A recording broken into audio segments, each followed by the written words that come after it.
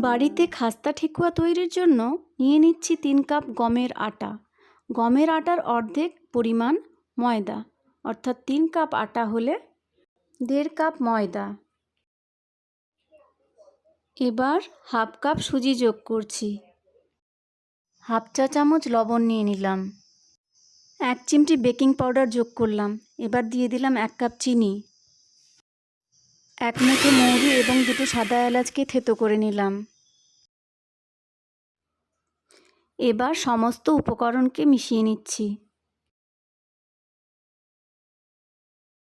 এবার 4 টেবিল চামচ ঘি যোগ করছি। ঘি যোগ করার পর সমস্ত উপকরণকে ভালোভাবে ময়াম দিতে হবে, যাতে হাত দিয়ে দলা পাকানো যায়। এবার অল্প অল্প করে জল যোগ করে ডোটাকে সুন্দর করে তৈরি করে নেব। ডোটাকে খুব বেশি নরম করা যাবে না।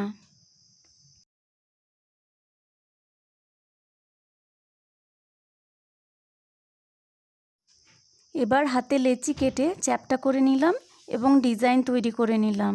ডিজাইনের জন্য ছাঁচও ব্যবহার করা যেতে পারে, এগুলো বাজারে অনায়াসেই পাওয়া যায়। আমি বাড়িতে থাকা চামচ, ঝিনুক এসব দিয়েই ডিজাইন করে নিলাম। এবার কড়াইতে তেল গরম করতে বসালাম।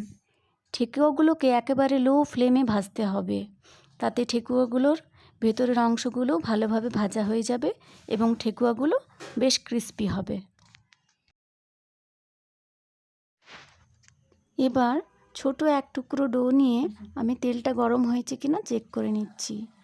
তেল আমার ভালোভাবেই গরম হয়ে গেছে। এবার ঠেকুয়াগুলোকে একে একে তেলে ছাড়ছি।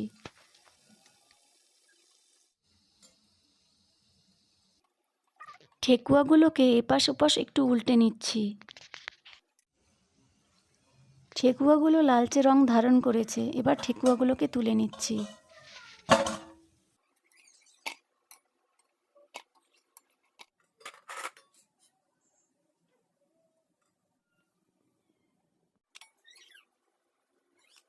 ঠেকুয়াগুলোকে ভালোভাবে ঠান্ডা করে এবার এয়ারটাইট কোনো কন্টেনারে ভরে রাখবো।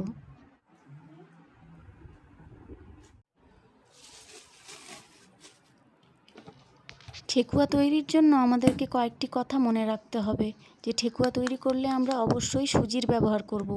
সুজি ঠেকুয়াতে ব্যবহার করলে ক্রিস্পি হয় এবং আমরা গোটা চিনি ইউজ করব, তাতে রঙটাও খুব ভালো হয় ঠেকুয়ার।